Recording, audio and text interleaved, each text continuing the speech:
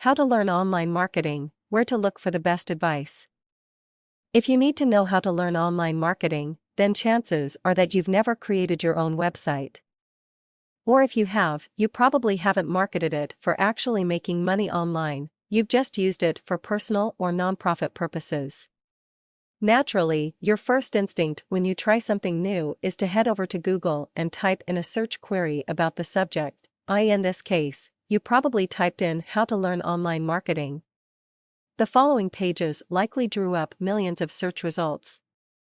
Which link should you visit first?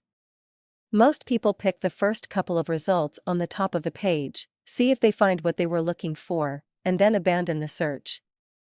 They either type in a new query or go do something else out of frustration from not finding what they wanted. The problem with this particular keyword selection is that it leads to frustration very quickly with beginners finding out how to learn online marketing.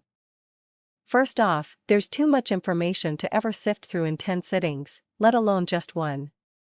Plus, as a beginner, you have no idea what other people have already tried and failed at, so you don't know who you should listen to. Do you go with the website that looks the fanciest and boasts a lot of Facebook followers?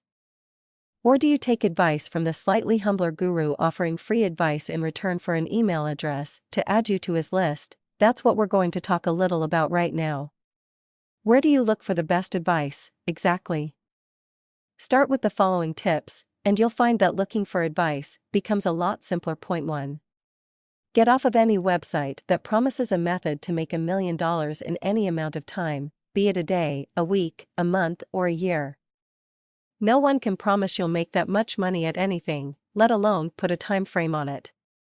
Unless the dollar amount sounds reasonable, with reasonable being defined as a 3 or 4-digit number, leave the site. They might have some good points, that's true, but for now, you don't have the discernment to distinguish between the good and the bad. Point 2. Look for testimonials. Of course, testimonials can be rigged, but in many cases, if there is a realistic-looking picture next to the testimonial and the customer isn't spouting off unbelievable results, you can assume them to be true, for the most part. There are exceptions, of course, but oftentimes the site owner won't bother to make up too much faulty information, or he or she will eventually be found out. Point 3. Check for how sales-wise the site looks. Is it littered with ads? Does the site author do anything but promote expensive affiliate products?